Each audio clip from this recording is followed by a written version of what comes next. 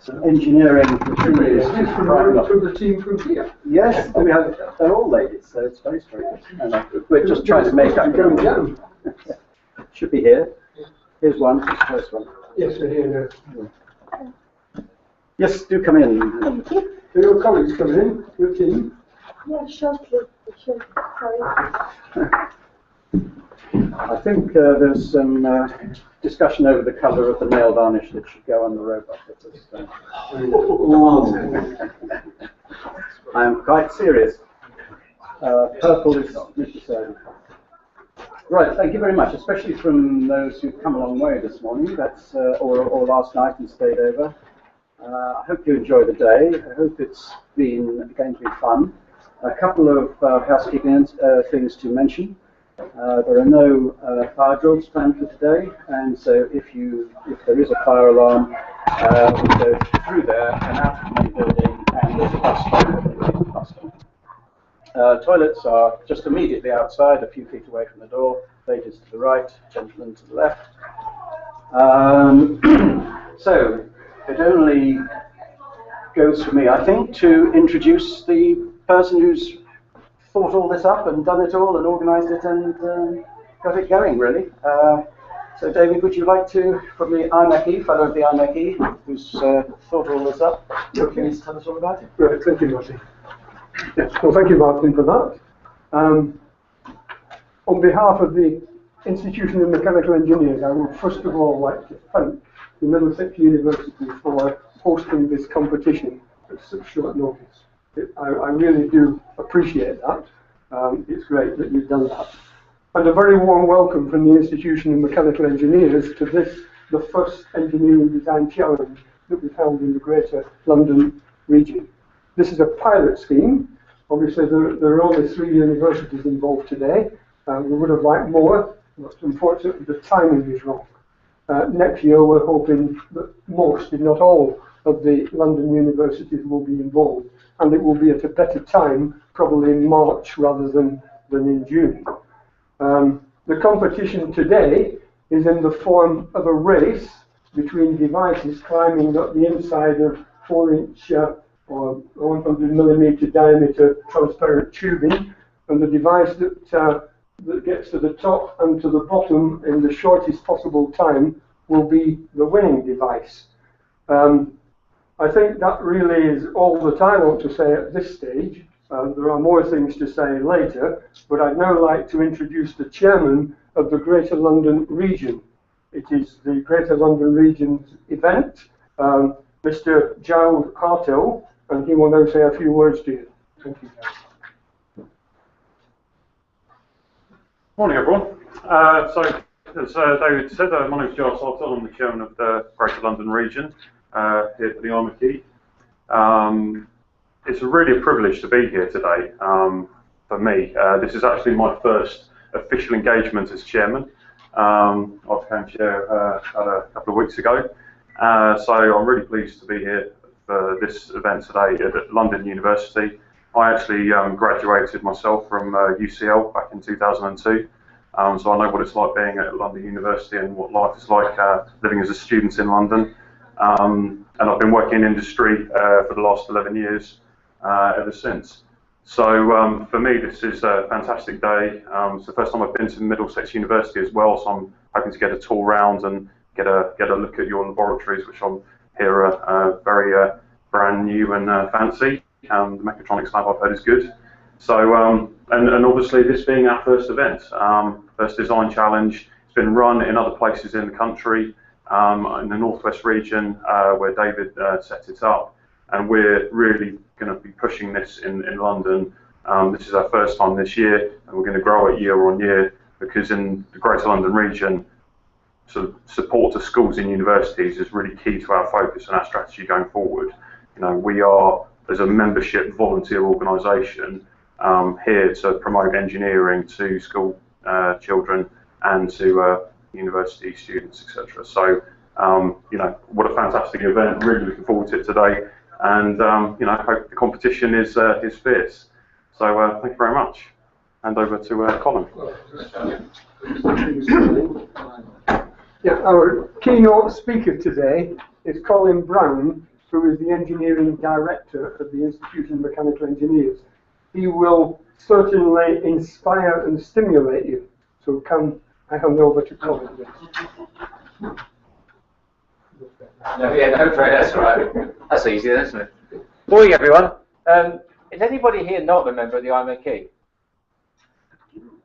Gosh.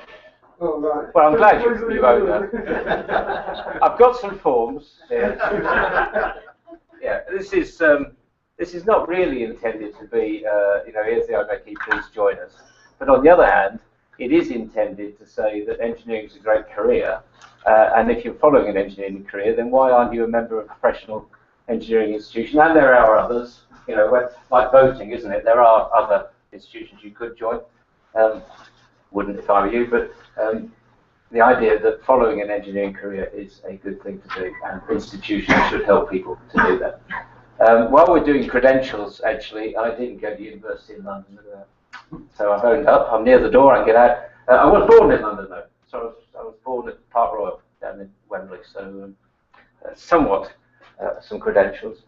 And this activity that we're doing today is a straight copy of what's been going on in the Northwest universities, Liverpool, Manchester, places you'll never have heard of, I'm sure, and accents I can't understand.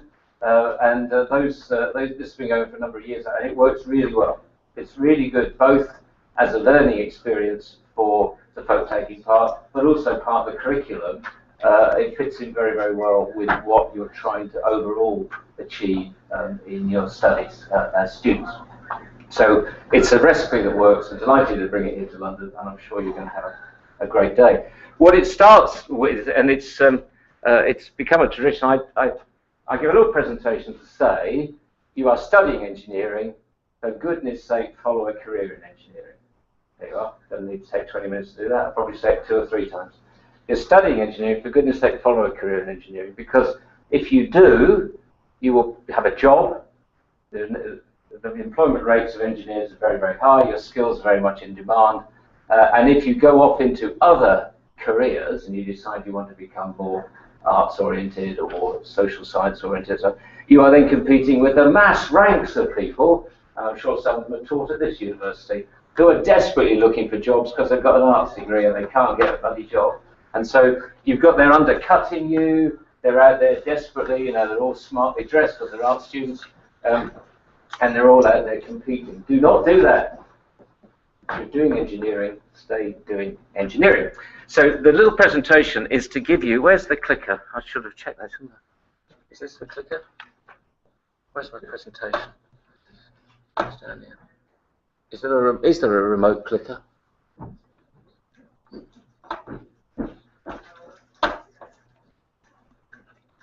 Is there a remote? Doesn't matter if there's not. Okay, I'll go there. That's fine. Oh, no, I haven't moved that. Right. So this is a presentation to take something that's topical for the year that we're doing the challenge, and to show that the skills you're learning as students here are relevant to real life and relevant to employers and relevant to activities that you will be employed because you do this design challenge, because you understand the value of engineering in society. And so I pick on something that's relevant. And we've run the Northern activity in March this year. And this is exactly the same presentation. So I apologize to David, who was at the Northern one. He's heard something like this before. Try and change the order of it. But the rest of you, this is hopefully something you'll recognize, and you can say, gosh, yes, the things I'm learning in my course are relevant to real life. So the way you'll be being taught will at some time, if not all the time, involve this approach to teaching. It'll be approach based on what's the problem? Can we conceive what the problem is? What is it that we're trying to achieve here? What are actually the positive outcome from the work that we're doing? And if you're in employment, clearly that's about people buying products that you make and your company being profitable. You then have to, in order to do that, you then have to design some sort of solution. So you say, okay, well, if we do this, as you've done today, we'll do this, it will achieve what it is that we conceive the problem to be. And then you move on to the third stage, you try it out. And today, hopefully before today, hopefully you've tried out your activity. I hope this is not the first time you've turned the thing on, but I'm going to turn it on, you got it, and when you've turned it, you know, did it do it? Did it do it once? And then you say, great, that's fantastic. And then you come down here and you compete. You've got to operate it. The first iPad that came out, you know, did it work, didn't it work? Well, there's no point in selling iPads if they don't work. So you get to that fourth stage where does it work repeatedly? And you can use that conceive, design, implement, operate activity across a whole range of activities. Hopefully you use it today in designing what you've done here, conceiving what is actually the challenge. And you'll see people, even when amongst the three of you, you'll see you've taken different approaches to what you thought the challenge was. You've certainly got different designs that are trying to achieve that.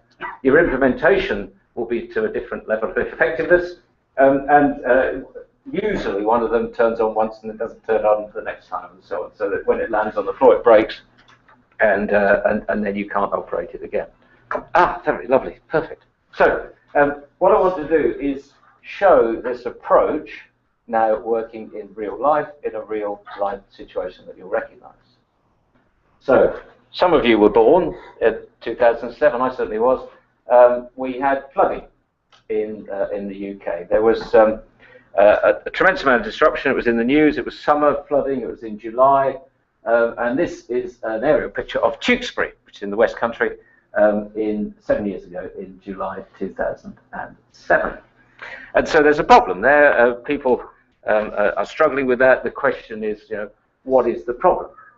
So they, you know, what's actually wrong there? Is it that the rivers needed dredging? Is that what the problem was, that the rivers weren't dredged? Is it the fact that people have built over their front gardens, so there's nowhere for the water to go? Is it due to the fact that it rained too much? You know, what's the problem? So you've got to conceive what the problem is. Is it the fact that people have actually built houses in the wrong place? I mean, the nice thing is the church, you see, built in a nice place, isn't it? They knew what they were doing in the 11th century. But what's the problem? So we move forward and say, okay, we will conceive that the problem was it rained. And the real problem is the rainfall, particularly on the 19th and 20th of July, was twice as much as it had ever been, twice as usual level. It fell in that bit in the middle of Britain there, and when you look where the River Severn is, it's smack underneath where the rain. So there's your evidence. There's your exam answer. When the exam came, explain why it flooded in Tewkesbury in 2007. It rained too much on the River Severn. Give me full marks, please. I conceive that's what the problem is. So you think, well, that's fine, logical. You may get full marks, you may get 9 out of 10, I don't know, but it's not a bad conception. In 10 minutes' time, I'll show you how it was wrong, but you know, it's not a bad conception. It rained too much. So let's kind of give ourselves a view of reinforcing that conception. We've worked out what the problem was. It rained too much, and when you look at the rain, you know, you get an inch, don't you? 2 inches. That's what's too much. We don't get like 3 feet of rain. We get inches and 2 inches. And this is a picture of a road with a road sign. We all know what road signs look like. So the water level on the road is about 30 centimeters, something like that. So it's a relatively small amount of water and small amount of air. It's not really a big problem. It's just a bit of rain too much. So we're still feeling good with our conception. Doesn't really affect many people apart from nutters who drive. And if any of you did buy X87YSG, it was cheap. Then you know why, because probably the engine was shot.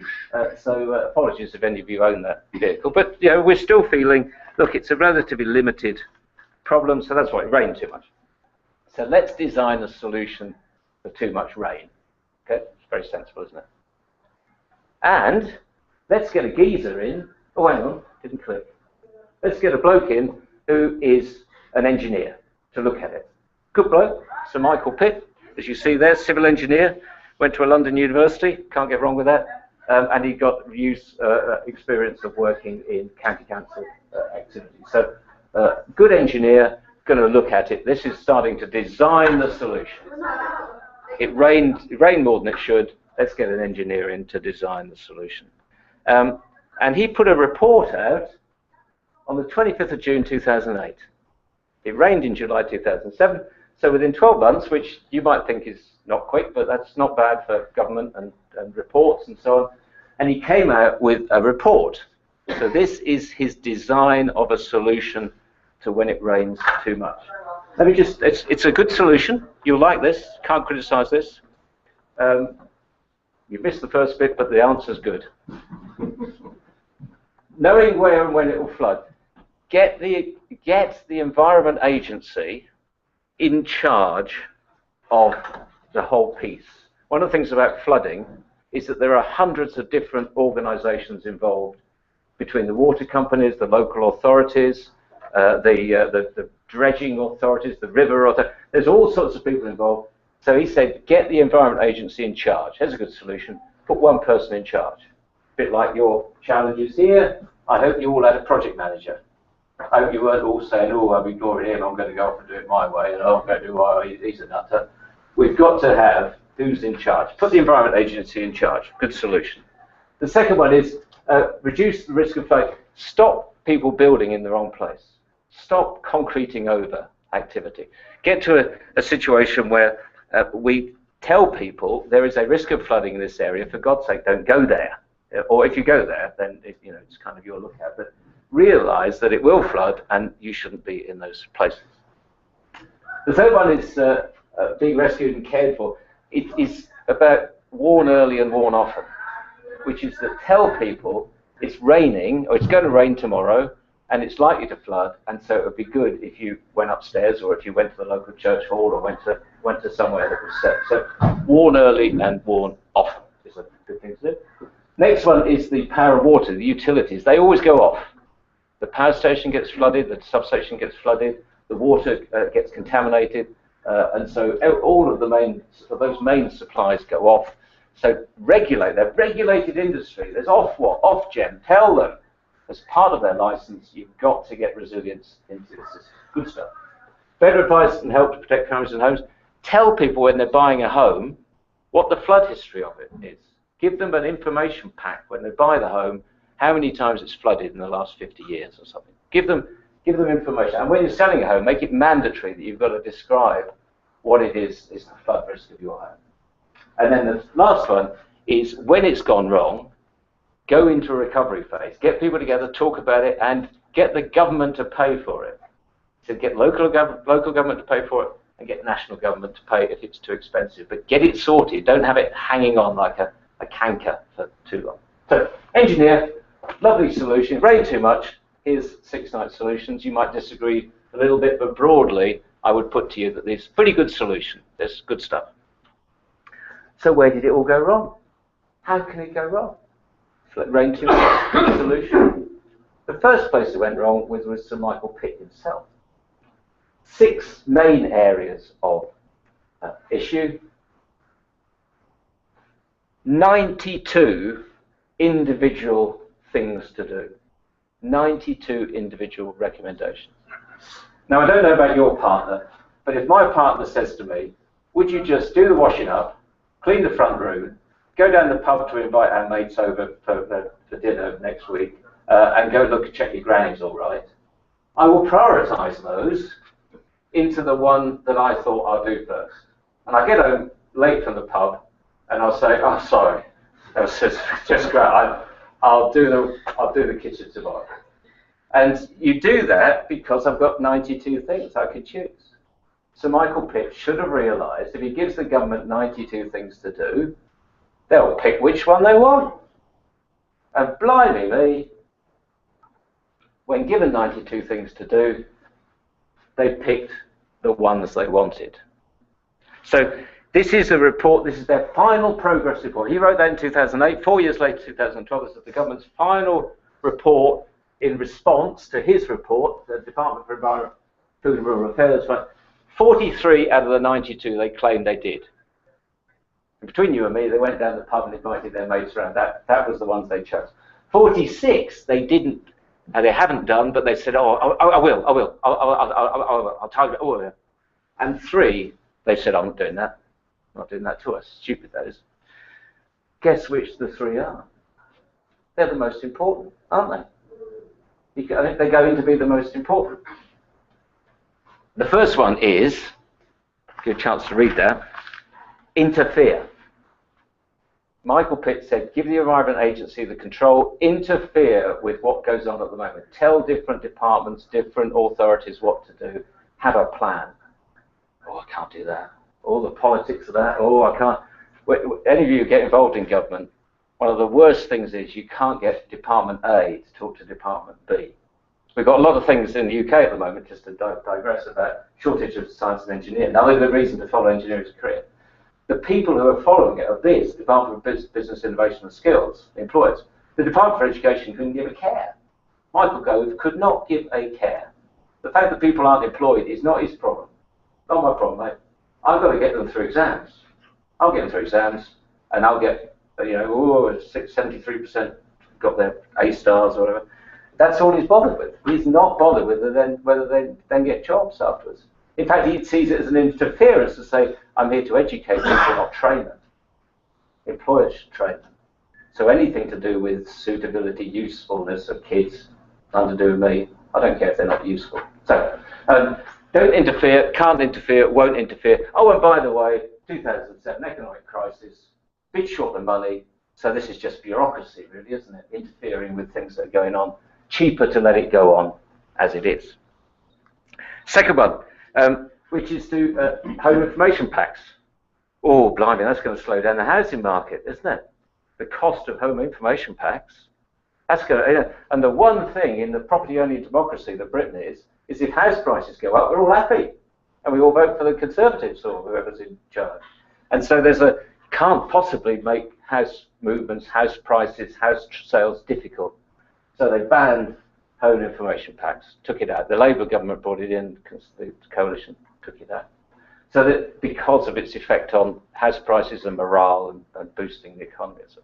So you can buy a house and there is no obligation on the seller to tell you that it was flooded last week, even though it was.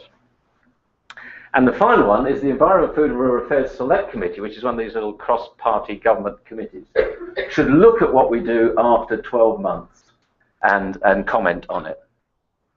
Did they? No, didn't want to do it.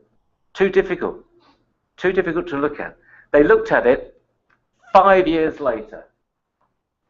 5 years after he wrote the report, they put out the report, June 2013, June last year, that said, as you see, we find it frustrating the government's done nothing. The government responds saying, that's a bit unfair. And so you can see, he gave them 92, you can see what's going slightly wrong now. He gave them 92 actions, they picked the ones they wanted to do, they had somebody look at it and said, this isn't very good, and the government said, I've done 43, I think you're being a bit harsh. So it starts to go wrong. Anyway, that's what we did. That's the solution. We're starting to implement it, and let's see what happened as a result of implementing it. Did it, by sheer chance, even though it wasn't optimum, did it actually work? And in the context of today, even though your design is not optimum, you may win. It's not impossible to win with the wrong answer. Right, 2014. You'll remember that. In January, the wettest since 1766. Not twice as much rain as normally fell, but 3 times as much rain as normally fell. Not in the middle of England, stroke Wales, on the 7th. Down here in the sort of what we might call the home counties, Thames Valley area, all the heavy rain down in that central area. And as a result of that, the outflow from that area, which went west to the Bristol Channel and east down the Thames, both of them got it up to their necks. You'll remember these pictures. This is the Somerset levels in January, the River Tone and the River Parrett. And like you, I did get geography O level, but I didn't know the Tone and the Parrett flooded, and the Somerset levels. And all of that blue is normally dry land. So that's the 11th of January this year. So we got treble the amount of rain, and as a result, anything that we had done as a result of Michael Pitt, it didn't work. We got these marvelous pictures of the Somerset levels, which is just almost like it was an inland sea, with again the church. I point out church in a good place. Just for a laugh, this was Gatwick Airport on Christmas Eve 2013, when the River Mole, which is that part of the Thames Valley stuff, burst its banks. And there's a marvelous picture. You can see Gatwick Airport planes in the back, and these blokes said, if you say, well, this is silly, why don't we just raise Gatwick Airport by 1 metre? Or 2 metres, and you work out the volume of hardcore you need to cover that huge area. It would cost you about 3 billion quid, £3 billion to cover it. You say, well, okay, I'll put it on the ticket price of the people who come via the airport. £1,000 a ticket to pay for that, for the number of people who go through Gatwick. Well, no private company, British Airport Authorities, no, it's not going to pay. It's not going to pay 3 billion quid to lift the activity by 1 metre or 2 metres. And I'm certainly not going to pay for my squeezy jet flight that's costing me 199 quid. I'm not going to pay 1,199 quid to be shoved in and charged for a cup of coffee. So where we've got with whatever happened to Pitt, it did not deal with the spring of 2014. So what you should have done here in your process, and what the government should now be doing, but isn't, is to go back to the start. Is to say we got the problem wrong, didn't we? It's not that it rained too much. It often rains too much. Come up with another issue, and we're missing what the real problem is. And the problem is that when it rains too much, what happens is that the rain accumulates in certain places, and it accumulates broadly. And this is 2007 again. This is just in the Tewkesbury area in 2007. It accumulates broadly. It's the railway line, and you can see the rail still to a level of 10, 20 centimetres in certain areas. And so the real problem is that rain accumulates in small depths in certain areas. And as soon as you say, okay, well, if that's what the problem is, it's not that it's rain. It's the way that facilities are designed and the fact that small amounts of rain appear at those sorts of depths, which we saw before, but we didn't think that was a problem. We just thought it rained too much. You then design a different solution based on the fact that you're dealing with small depths of water, not rain, but small depths of water. And this bloke, marvellous bloke, he's passed on now, unfortunately, it had a house in the Somerset levels. It is regularly flooded. He knew it was regularly flooded, but he knew that it was regularly flooded to about a foot or two, 30 centimetres, 60 centimetres, showing my age. Regularly flooded to that sort of level. So he knew that. So he designed a solution to say, well, look, what I've got to do is stop that 1 or 2 feet of water coming into my house. So what am I going to do? I'm going to bring in hundreds of tons of clay, and I'm going to form a big embankment around my house, around the edge of my garden. It's going to cost me. I'm not raising the whole. I'm not picking the house up and raising the whole house up by 1 metre. I'm just putting a bank around of impervious material around the bank in order to protect an asset that means a lot to me. Because candidly, I don't care if a field floods. There's got plenty of other fields.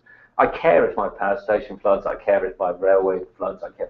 And so there's an idea of, can I protect the asset? And so he designed a solution based on, don't care how much it rains, don't care what happens with that rain, I'm going to protect the assets that are important. So he designed a barrier. And there's this marvellous picture from the spring this year.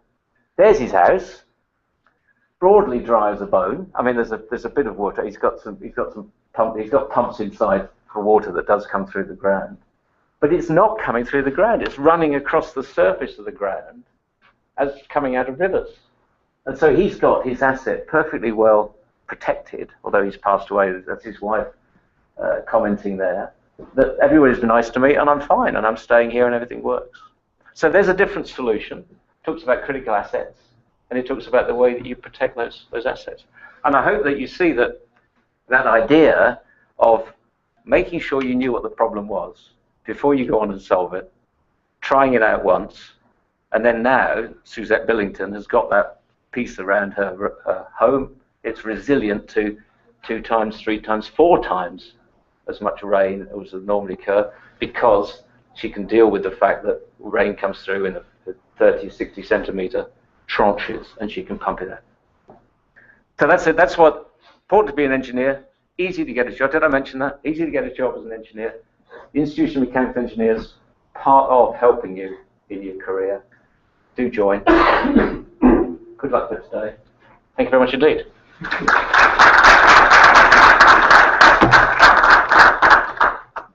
Thank you, Colin.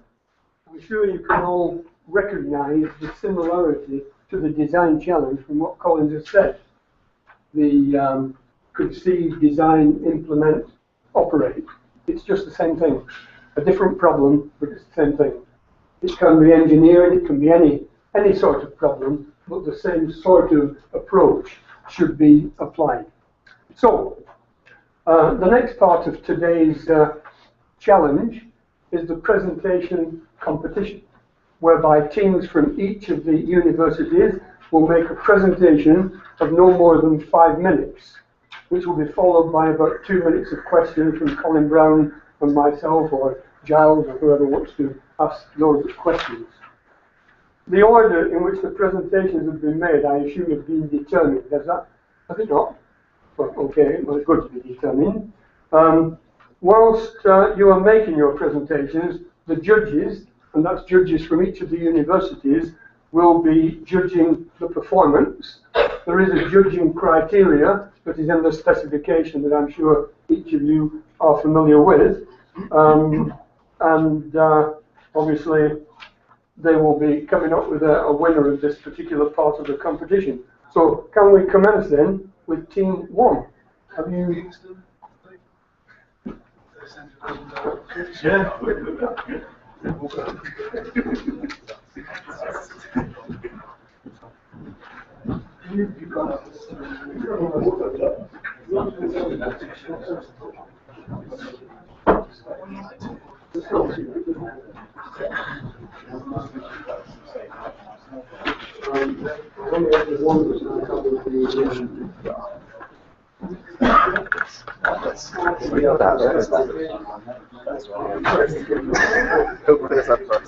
I would afraid it would be us. That's okay. That's what we got to do. IMechE design. I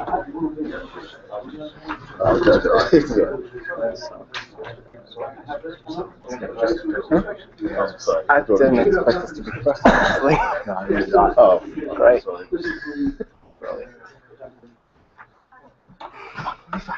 We'll be fine. We have to do everything.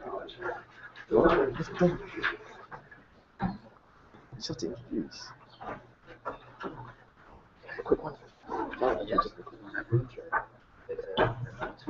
One really first. So if there's anyone. They can see it. Just go. Yeah, that's good. No, it disappeared. What did they know? I did. Yeah.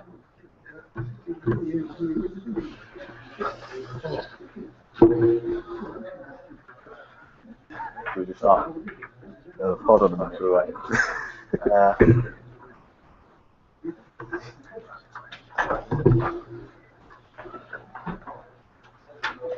Should we just start?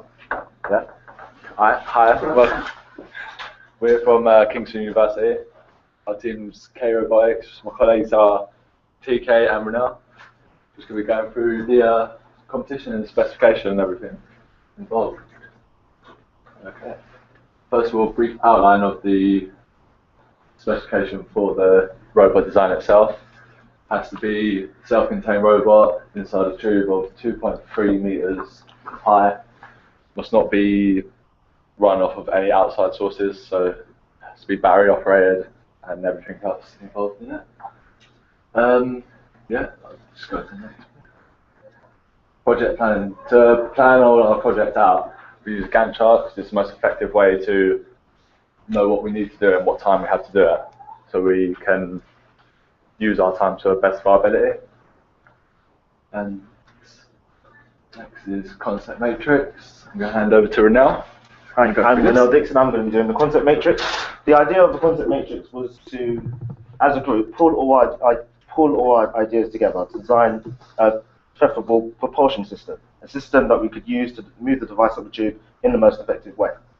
The idea of spreading it over a concept matrix is that we can compare the criteria that our device has to fit, as well as see which methods of propulsions, i.e. our concepts, would work for said challenge. The criteria we had to establish that we said that the tube itself has to be able to travel at least 5 meters, as this is twice the length of the tube, and we can have a bit of run over in case there's any kind of problem. We also said it has to be able to support itself and up to 1 kilogram stationary, because the chain is an increase in weight. We also said it has to be able to power itself while holding an object, because it's self-contained, has to be run without any outside input. We also said it shouldn't leave any residue or debris within the system, as well as travel at least 2.3 meters in under a minute to be competitive. We also wanted it to be able to change direction on its own, and by comparing our possible concepts, we had either wheels, a balloon, a propeller system, as well as caterpillar tracks, and a few others that are on there. And we eventually decided that the wheels would be the simplest way. It's very cheap, very easy to get hold of, and seems the most effective way. With most robots nowadays, they're much too complicated, and simplicity is usually key. I'm going to hand back over to Stephen, who's going to go on to product development. Okay, so for our product development, at first we use an Excel spreadsheet. As you can see here, we use this to determine how much power we need to go to the robot for it to reach the appropriate velocity for it to go up and down the tube in the quickest time possible for us. And we also use CAD software to develop our initial ideas from 2D drawings into 3D objects, so we can actually see what we can work with, so that we can develop it further on in the labs. And next is operational descriptions. We have a diagram there that shows how our robot actually operated, which was it would go in the tube, it gets switched on at the bottom, we go up the tube. When it hits the top, there's a DPDT push button switch, and that was engaged, it reversed the polarity of the motor, causing it to come back down the tube all on its own, which we thought was the best way for it to actually be done without having 2 motors and cutting out the power to have another one coming down. And finally is the evaluation, which TK is going to do. Right. Well, with the final bit of our robot and design, we decided that the structure of the robot itself would be comprised of a lightweight aluminium frame, which had holes drilled into it in order to make it even lighter as well, but still maintain the strength of the structure itself. We had the DPDT switch, which, as Stephen explained before, it would reverse the polarity when the robot had gone up and then come back down. And we had 1 to 200 gear ratios on a 3 to 12 volt motor. We had the pulley and drive wheel to transfer that power to a single wheel, which would power the robot up the tube. And we had the on and off switch. And then we had support brackets just to make sure that the robot was actually sturdy as it went up the tube and not just like vibrate and shake around in there. And the overall weight was about 320 grams, and our final cost was £8.20. Thank you very much. Thank you. Thank you.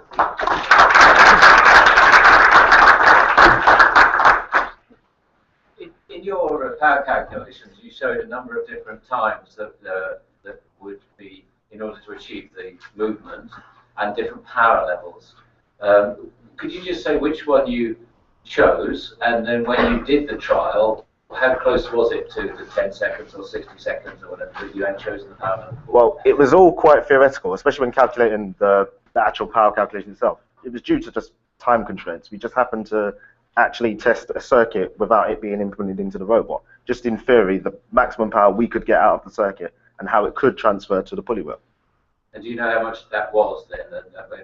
Is there a link between your theory that you're expecting this to work in 15 seconds, for example, and then you saw it didn't? It was tested. We did this during testing. We didn't actually put it on our presentation. It was actually just being tested as we've put it in the labs. Just in theory, we should get approximately, I think it was really tiny. It was about 1.2 watts. I think it was really small. Is in theory is the highest we could get, and we tried pulling it into our tube itself and seeing how it would transfer. and it was quite far off, to be honest. Is your device spring loaded? The brackets on it, because it was an aluminium bracket, when they went in, they had a slight spring on it, but we didn't have it. We didn't have actual springs on it. It was a. It was How a. have you determined the amount of pressure? Because it was more when we put it in the tube, it was the brackets were there just to sort of push it a little bit against.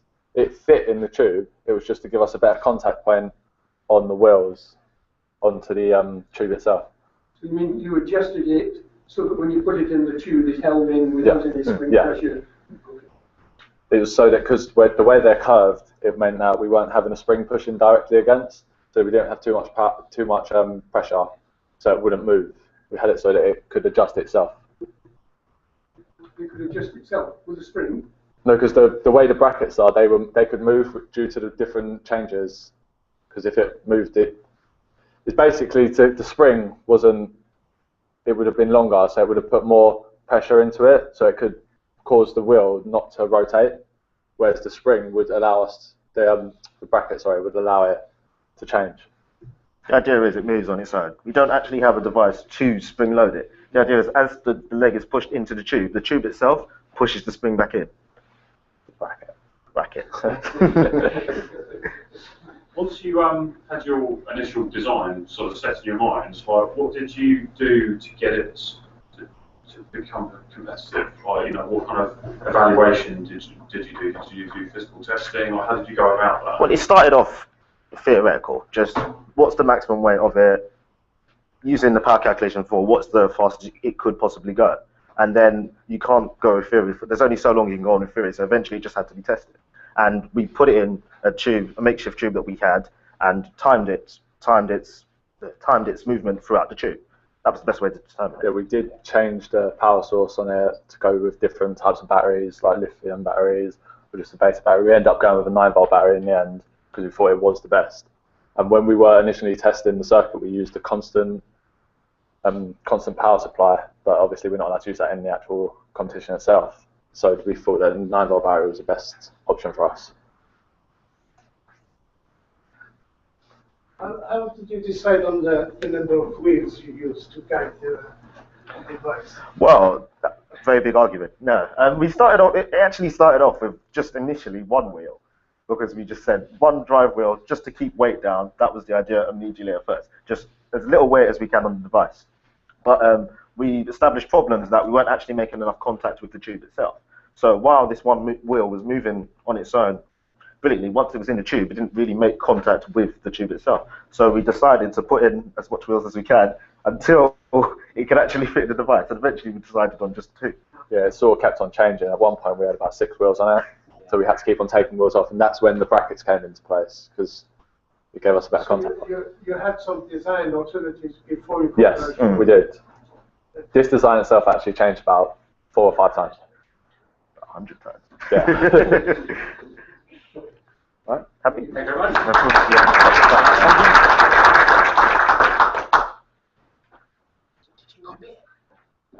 So I can take it out. Yeah. Hold on, you're showing.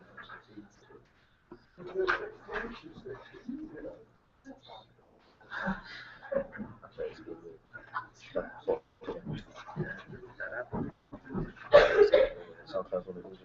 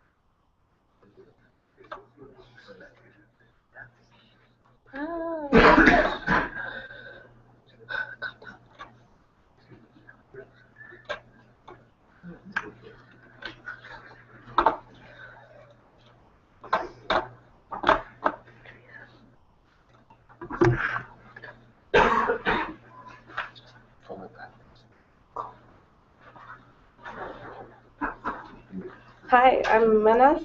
I'm Blessing, and we're the Middlesex team. So our challenge, everyone knows the challenge, was to make a robot that climbs inside a tube, has to carry about 2 kilograms of weight in the form of a chain, and knock off a ball right at the top. The budget had to be £20. So we started off prototyping, we started off sitting down talking, drawing, trying to think what might work, what might not work. After quite a few ideas, we decided on a few that might work, so we started prototyping. First one, we thought maybe having 2 wheels and suction cups because, you know, they suck, be strong enough to hold, but it wasn't working quite as we wanted it to.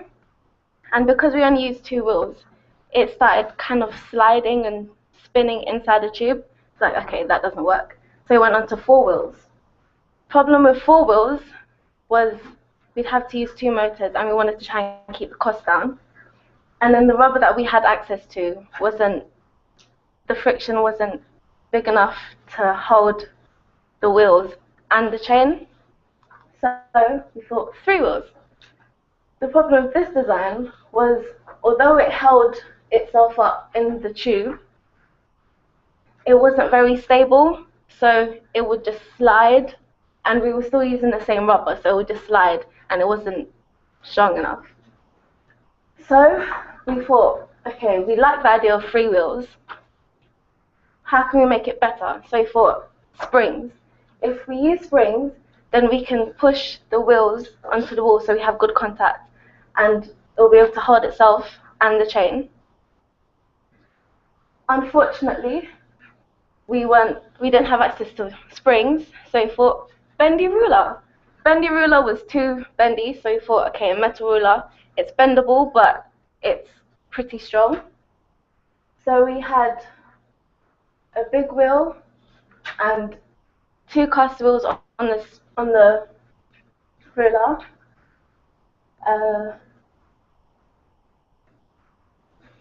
We had a toggle switch at the top that would change the direction of the wheels so that it'll go back down.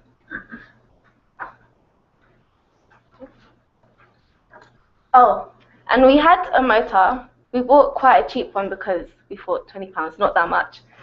So the motor worked, but then because it was cheap and it was a small nylon motor, the gears inside the motor were smaller and they were nylon. They stripped quite easily, so we thought, okay, what do? We don't want to buy another motor and it be the same thing because we only have £20. So we found a servo motor and we adapted it to make it spin 360 degrees. Yeah.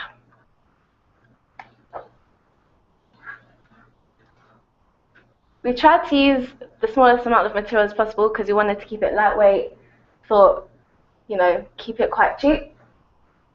So we used MDF, the metal ruler, wheel, servo motor, and batteries. The circuit that we used based on the useless machine. The useless machine is a box which has a switch, and when you press it, arm comes out and turns itself off. So basically, the toggle switch and the micro switch, the arm will land on the micro switch, turning the motors off. So we used that concept in our device and just adapted it so when necessary.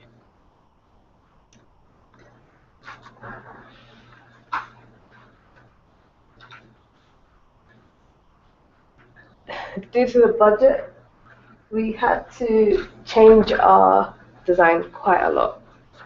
We needed to make sure that there was what we needed specified to our criteria instead of how much it cost. We were planning on using an Arduino to control the servo motors, but an Arduino was £20, so that was out of the question. And altogether, we spent £17.35.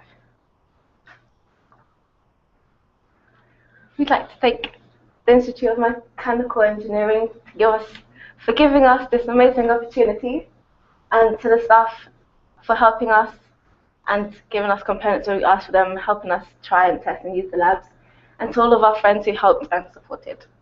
Thank you. Can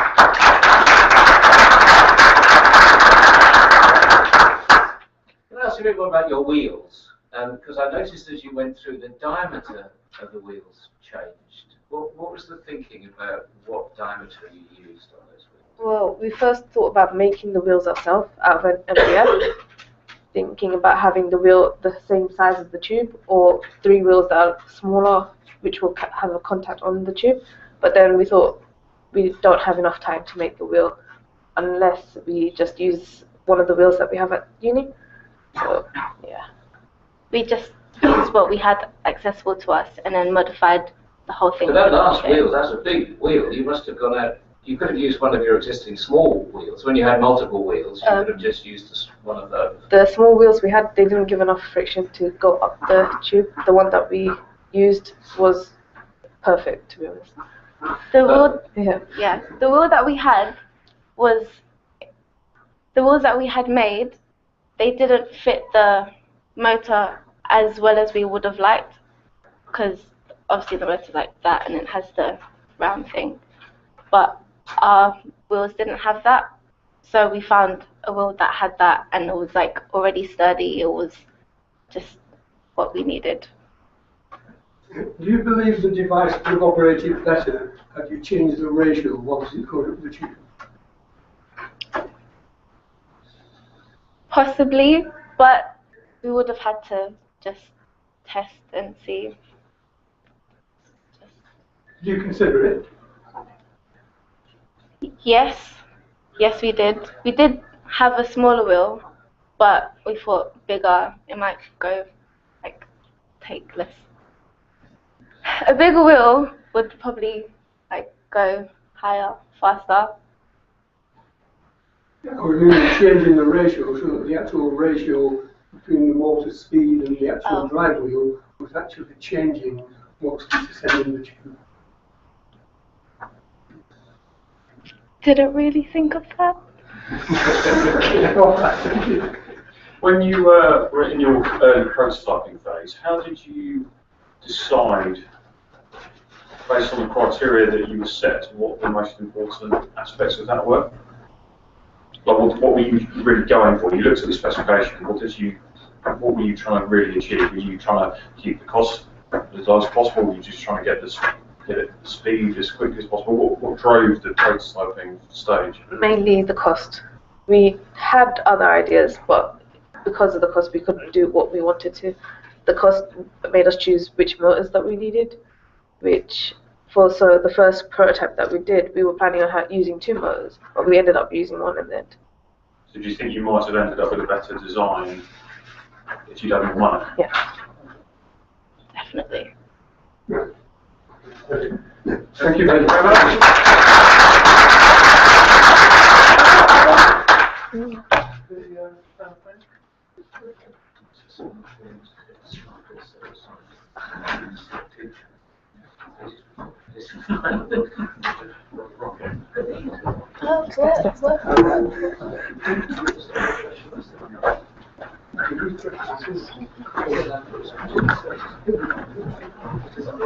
Just forward and back on the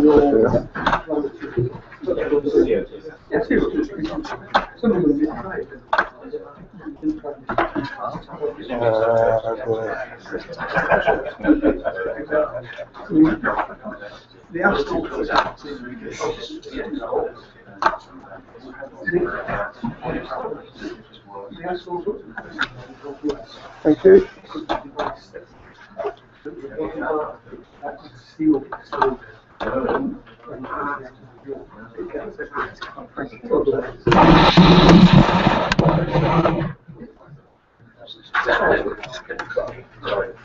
Hello, and we're the team from London South Bank University. I'm Neil Jones, and this is Simon Black.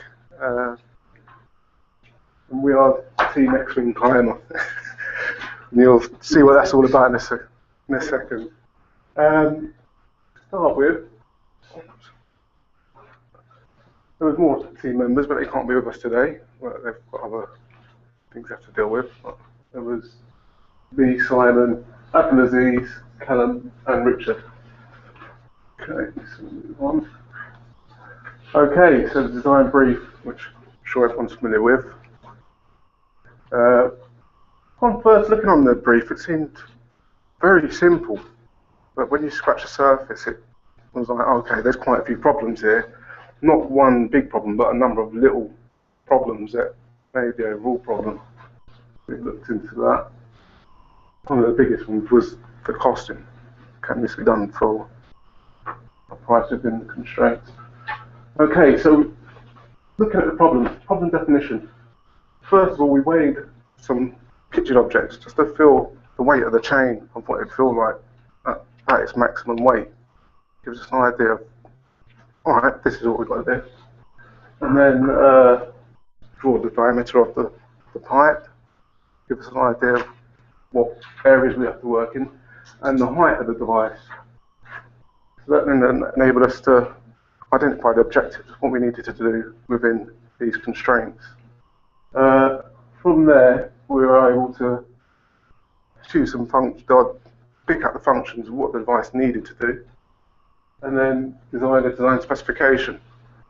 From the design specification, we opted, well, we found from our specifications that we should create a device that used the maximum height allowed, be lightweight, as well as fairly streamlined, so it can get up and down the tube quick enough.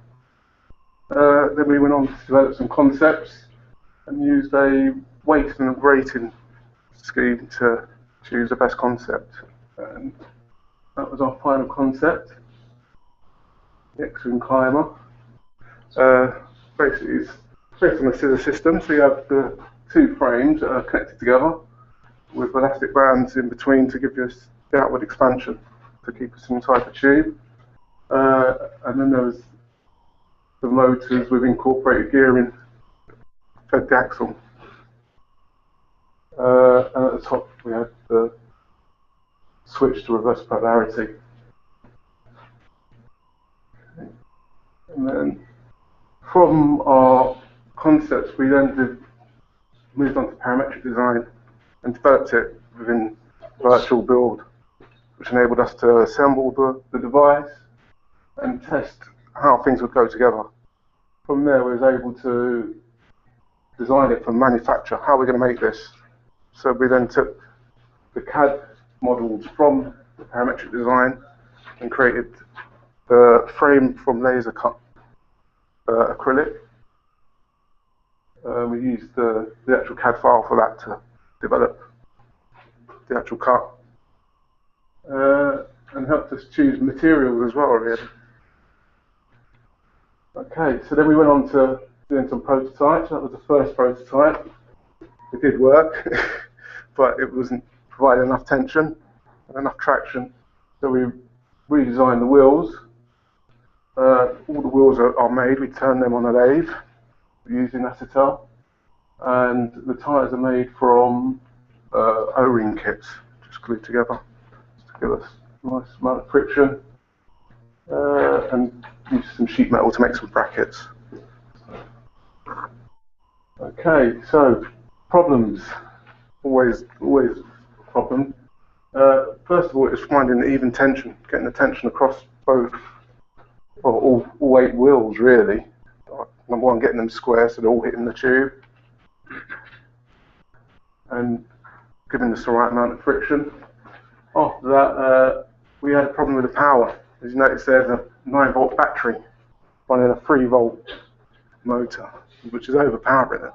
But we didn't read the specifications of a 9-volt battery that only has 550 milliamps. So it's not enough power, not for the motor. Even if you multiply it by 9 volts, you get a lot less wattage. And then part failure. We dropped it, it fell out the tube once and snapped a frame. So we had to look into that. And yes, stopping the device and supporting the load were some of the problems. When you put the load on, there wasn't enough power there, the device would fall out the tube. So yeah, we went back, revised our design and then improve the frame to start with. There's more frame now in the final device. Changed the power source. We added a larger motor and we opted for AA batteries, which have a higher milliamp rating, and adjusted the amount of rubber bands we use to give us more outward expansion. Some of the nuts we used. Figured out what the lowest weight of the chain is and the highest weight. Some of the power, there's a lot more than that, but Richard done all that and he's not available today. And there's the final device, Extreme Climber. You can see we've got the motors actually embodied into the frame with the gearing coming down the frame. The dual pole double throw switch at the top there that activates the reverse mechanism back down, going back down the tube. Battery mounts are connected, and there's the elastic bands that give us the outward expansion. Final height is 0.195 meters, so it's just under our height, and it cost £18.14. There we go.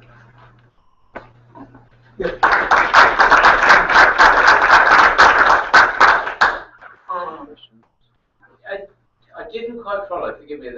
Initially you said 8 contact points onto a tube. You found it very difficult to get all 8 points contacted in the tube. But your final design looks very similar. It's got 8 contact points. Yeah. Could you just talk me through again how you solved that problem of only having 4, 5, 6 contact points? The frame was, at first we had just singular holes connected to plywood, and it was hard to get the frame square.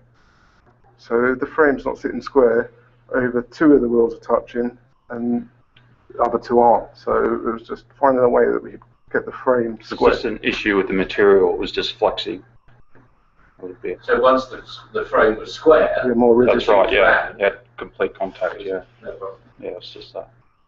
Thank you. What are the limiting factors with your design? It's space.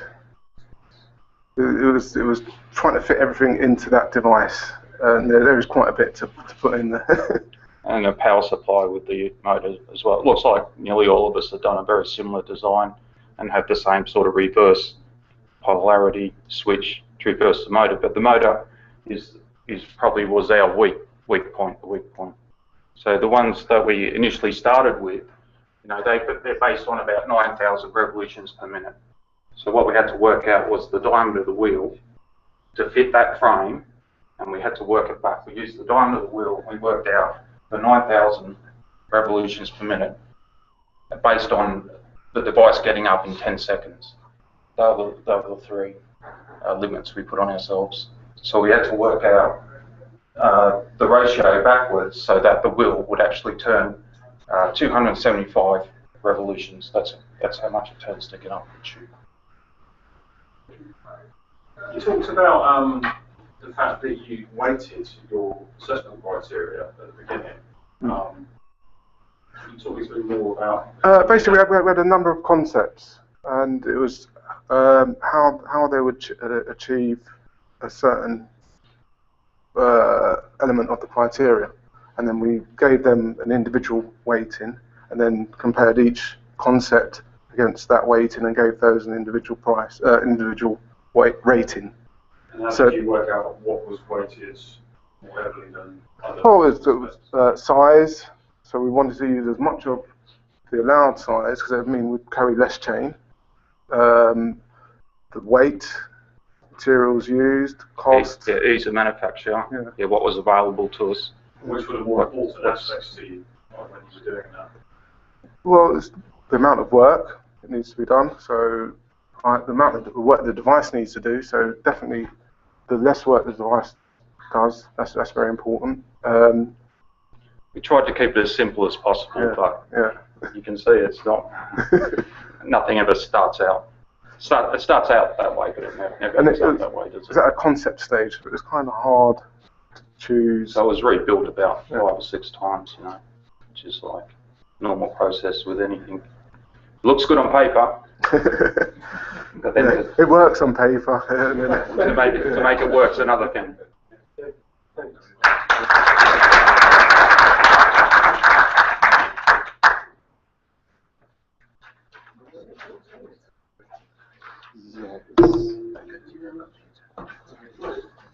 I'll quickly hear this one.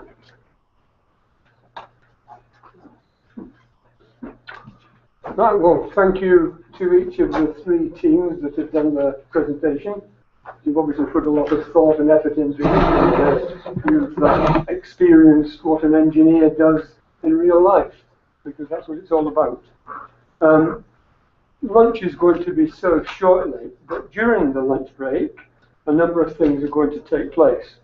First of all, the posters that are going to be displayed will be judged by Colin Brown, and an outright winner will be determined. And each team will display their device for scrutiny, together with the costing sheets, to ensure that they conform to the specification.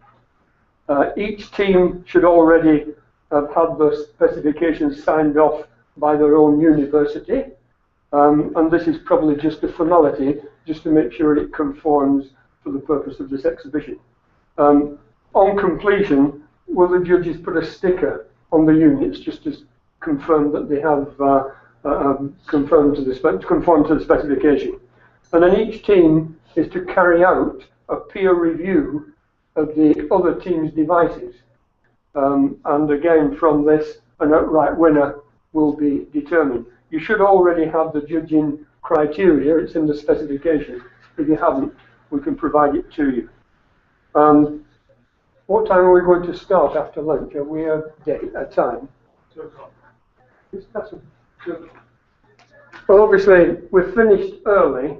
We had originally arranged to start at 2 o'clock, but I think perhaps we can start before that, maybe 1:30 or something like that. So if we could please assemble here at 1:30 and for the main competition. And as we start, I'll go through the principles of the rules of the presentation just to make sure everybody is clear. So it's lunch break now, and then back here at 1:30, please. Thank you.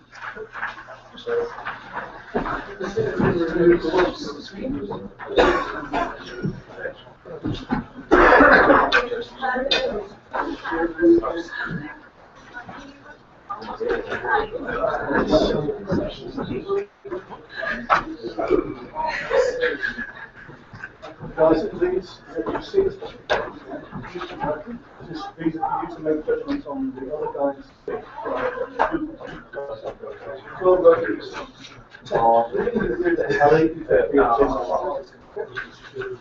You can't both be on